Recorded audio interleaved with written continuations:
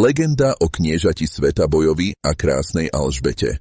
Prekrásny je veru ten šarišský kraj, doliny ovenčené zelenými horami, cez ktoré zurčia bystriny a riečky.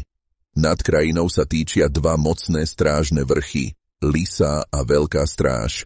A práve pod nimi stál kráľovský hrad Šariš. Toto panstvo spravoval statočné knieža Svetaboj z rodu Duklancov. Bol to muž čestný, rozvážny a spravodlivý, milovaný svojim ľudom i kráľom Belom II. No v tom čase sa v krajine zrodil krutý a nemilosrdný pohanský rytier Kund. Bažil pomoci a túžil po kráľovstve, preto požiadal kráľa, aby mu za manželku dal svoju spanilú dcéru Alžbetu. Keď kráľ odmietol túto ponuku, Kund sa rozhneval a začal sa vyhrážať pomstou. Jedného dňa, keď sa kráľ so svojou družinou aj s princeznou Alžbetou vybral navštíviť svoje panstvo na hrade Šariš, Kund ich so svojou družinou pod hradbami prepadol.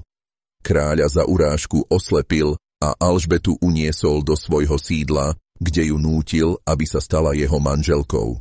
O únose sa dozvedel verný kráľovský rytier Svetaboj. So svojimi mužmi neváhal a v noci prenikol do Kundovho hradu princeznú a zraneného kráľa vyoslobodil. Ukryl ju vo svojom sídle na Šariši, kde sa o ňu staral, kým sa kráľ zotavoval. A tam sa zrodila ich láska.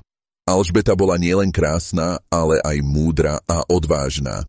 Svetaboj ju obdivoval pre jej silu a dobrotu, ona zas v ňom videla rytiera, ktorý riskoval život pre jej slobodu. Keď sa kráľ dozvedel o ich citoch, požehnal im sobáš.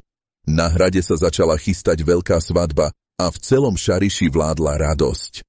Nik z ľudu ani zo stráží netušil, že práve v tejto chvíli šťastia sa môže blížiť nebezpečenstvo. Nepozornosť sa však stala osudnou. V tú noc, keď sa mali ozvať svadobné zvony, sa prirútil Kund s pohanskou armádou. Zúrivý, že prišiel o svoju korisť, chcel zničiť hrad aj všetkých, čo v ňom boli. Pod hradom zúril krutý boj.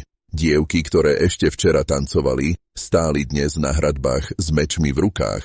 Hovorí sa, že keď niektorá padla, jej duša sa premenila na hviezdu, čo spadla nad Šarišom. Svetaboj videl, že všetko je stratené. So svojou nevestou sa ukryl vo veži, kde sa spoločne modlili a prosili Boha o záchranu. Potom sa pevne objali a spoločne vyskočili z veže. Chceli tak zabrániť, aby ich čistá láska bola poškvrnená zlobou pohanov.